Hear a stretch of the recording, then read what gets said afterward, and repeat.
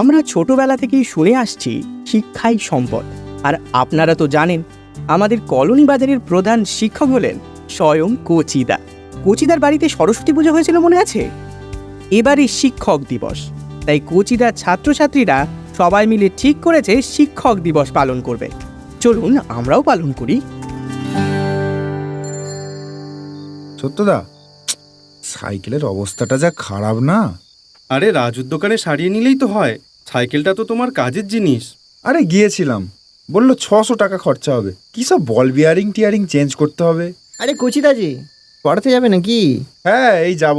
সত্যদা, একটা চা দাও দেখি। আমাকেও একটা দিও। শুনলাম গজধরবাবুর দাঁতে নাকি খুব যন্ত্রণা হচ্ছে। আর অত বকর বকর করলে আর চপাং চপাং করে খেলে দাঁতে যন্ত্রণা হবে না তো কি হবে বল? বয়সটা যত বাড়ছে আর খ্যাটনটাও ঠিক তেমনই বাড়ছে। ঈশ্বর বাড়াবাড়ির কথা হচ্ছে কচি। আরে আরে গজধর বাবু যে, বসুন বসুন বসুন, একটু চা হবে নাকি? আরে দাঁতে ব্যথা, ডাক্তারের কাছে গেলাম। কাল বিকেলে ওই ধননন্দ ডাক্তারের কাছে যেতে বলেছে, মনে হয় তুলতে হবে। আর দাঁত থাকতে দাঁতের মর্ম না বুঝলে কি করবেন বলুন? তুমি তো সব বুঝে উল্টে পড়ো। কি হলো আপনার?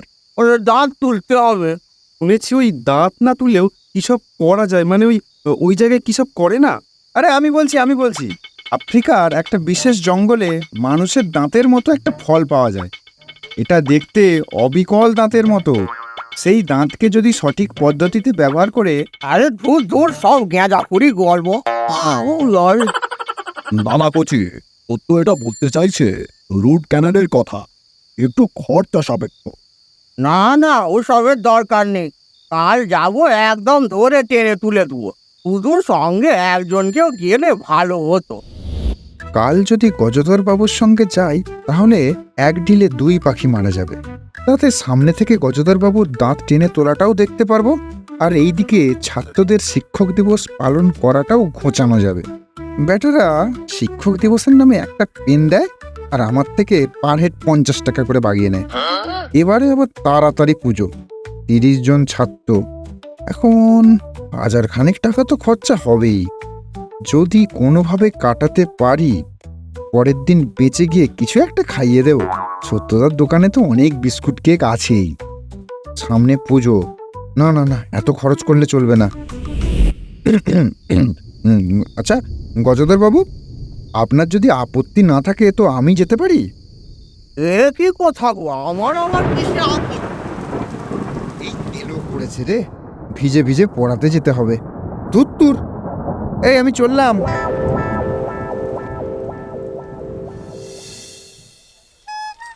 কালকে বৃষ্টিতে ভিজে গিয়ে তোমার গলাটা ধরলো কচি।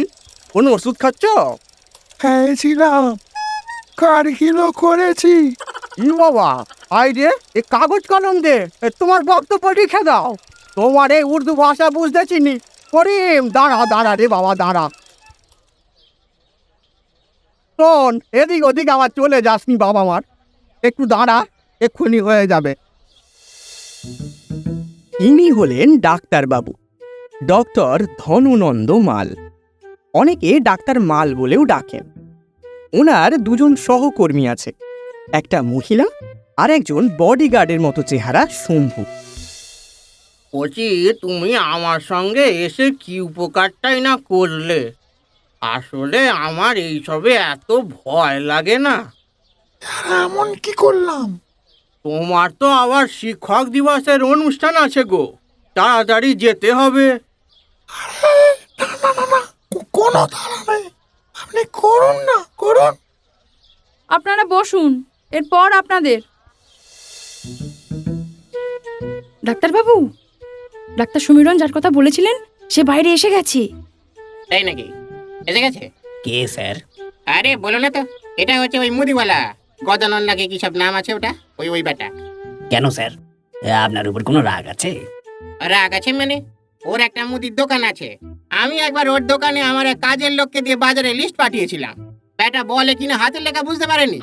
আরে ডাক্তারের লেখা আর কত ভালো হবে, আমি কি প্রেমপত্র লিখছি নাকি? ডাক্তার সমীরনের কাছে কাল নাকি গিয়েছিল, উনি ওনাকে আমার কাছে পাঠিয়েছেন দাঁত তোলার জন্য। ঠিক আছে স্যার, আপনি চেপে যান, আমি একটা বই নিচ্ছি, ঠিক আছে? সাল্টে দেবো। কচি তুমি একটু বসো বুঝলে, আমি একবার বাথরুম থেকে ঘুরে আসি। গজধরবাবু বাথরুমের দিকে চলে যায়। কচিদা একা বসে থাকে। ঠিক এমন সময় মহিলা সহকারী এসে বললেন ভেতরে ডাকছে।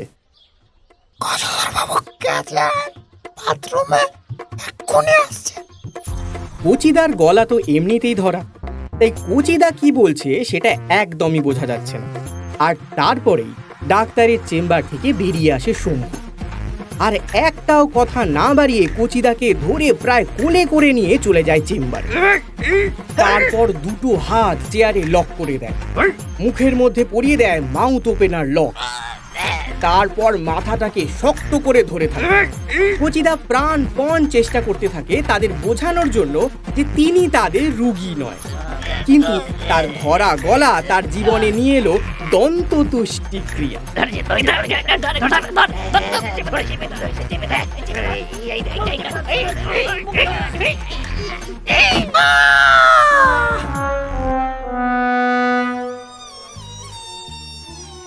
আয় হায়, এ কি সর্বনাশ করেছে!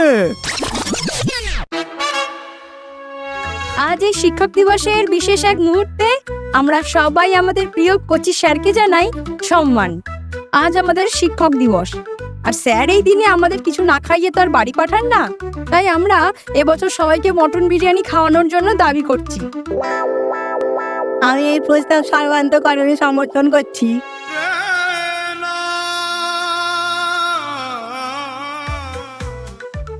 বলেছিলাম, হলো তো? নাও এবার ঠেলা সামলাও।